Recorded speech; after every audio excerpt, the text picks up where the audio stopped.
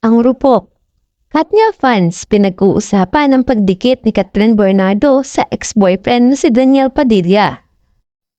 Hindi maiwasan ang pag-usapan ng Katnia fans ang tungkol sa pagkikita ni Catherine Bernardo at Daniel Padilla sa Christmas special ng ABS-CBN noong December 14, 2023. Sa gitna ng usap-usapan tungkol sa pinakamalaking breakup ng taon, magkasama pa rin sina Catherine at Daniel na nag-perform at nagpakita pa ng sweetness pagkatapos ng kanilang performance.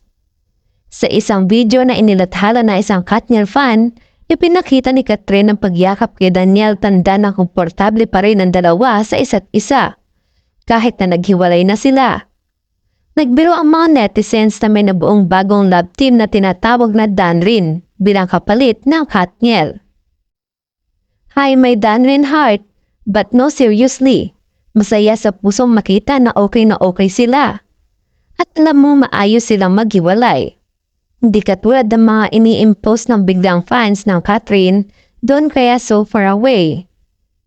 Matapos nila mapanood ang video, may ilang fans ang nasumyapan ng pag-asa na may pagkakataon pang magkasundo ang dalawa. Matatanda ang kinumpirma ni Catherine at Daniel ang kanilang breakup, pero tumanggi silang ihayag ang dahilan. Maging ang ilang mga kaibigan ng dalawa ay naniniwala na may pagkakataon pa para sa kanila na ayusin ang kanilang mga pagkakataon. Sinabi na ang isang 11 years na relasyon ay mahirap masira. Naging usap-usapan din si Daniel Padilla matapos mapansin ng netizens na burado na ang kanyang breakup message para kay Catherine Bernardo. Matapos ang 2 araw na magkasunod sila nakitang magkasama sa mga event, lalong nabuhayan ng loob ang mga fans na umaasa magkakabalikan pa sila. Matapos nga mag-post ni Catherine ng pag-amin niya tungkol sa paghihiwalay nila ni Dari, nag-post din ang aktor.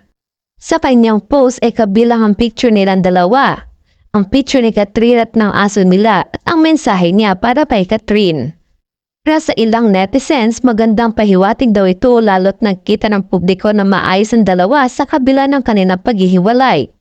Todo alalay pa rin at asikaso si Daniel kay Catherine sa mga events sa kanilang dinadaluhan.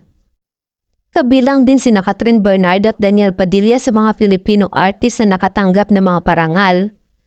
Asia Artist Awards, nakasalukuyang ginaganap sa Philippine Arena sa Bulacan. Nag-viral din sa social media ang isang video ng acceptance speech ni Daniel at Kat. Siyempre maraming salamat. Salamat sa AAA everyone. Maraming salamat sa inyo.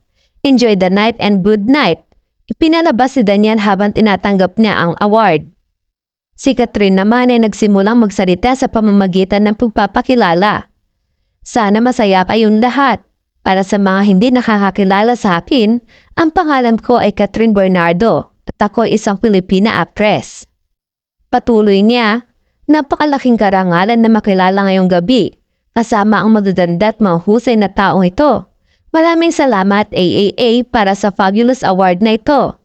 It's my first time attending this and nakaka-proud na bilang Pilipino, tayo yung nag-host ng ganitong event.